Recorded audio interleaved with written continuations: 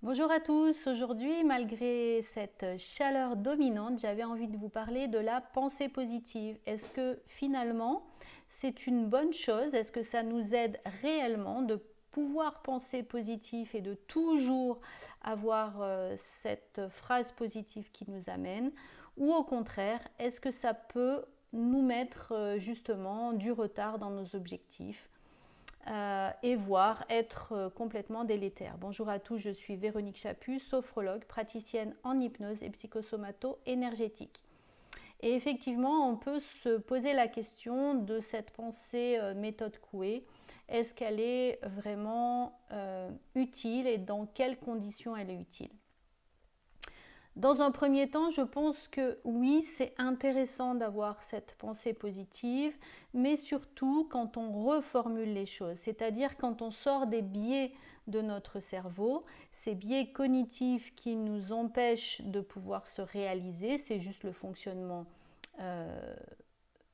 de notre cerveau, il les fait comme ça, donc il va mettre des généralités, et si par exemple j'ai raté un plat, je vais dire que je suis nulle en cuisine, que je suis nulle comme femme, que je suis nulle comme mère, que je suis nulle tout court.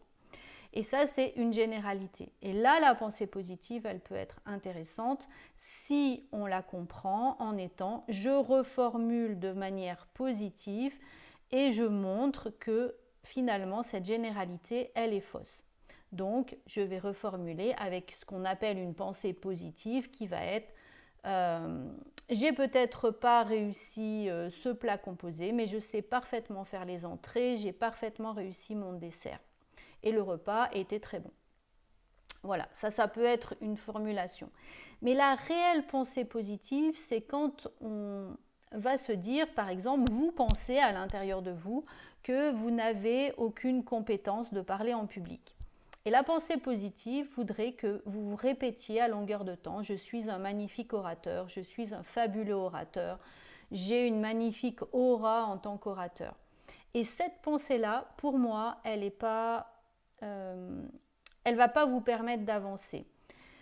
Pourquoi? Parce que vous pensez être ici et la pensée positive vous amène à être là. Cette distance entre les deux, elle est trop importante. Donc elle va créer une dissonance à l'intérieur de vous. Vous n'y croyez pas et ça va au contraire renforcer cette petite voix ici qui va s'abaisser un peu plus parce qu'elle voit bien qu'elle ne peut pas être ici. Donc pour moi, ce n'est pas le bon choix. Il faut y aller plus doucement. Par exemple, je sais parfaitement parler devant 10 personnes. Je sais parfaitement parler devant 20 personnes. Maintenant, j'ai envie d'apprendre à parler devant plus de personnes pour être un bon orateur. Et cette phrase va vous aider, vous donner l'élan, vous donner le tonus pour pouvoir le faire.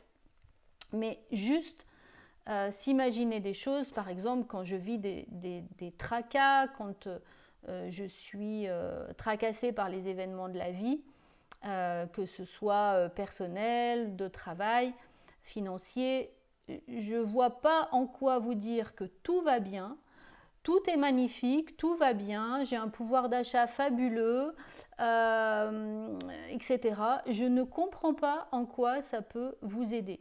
Vous allez bien sentir, vous, que votre vie, elle ne ressemble pas à ça. Donc, autant dire les choses comme elles sont.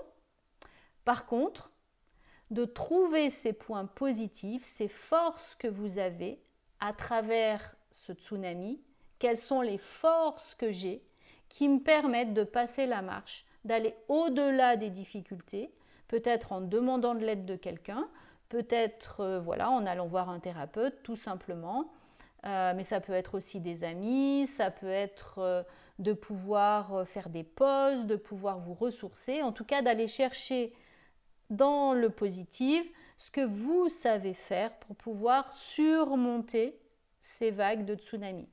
Et là, ça va vous aider à pouvoir avancer.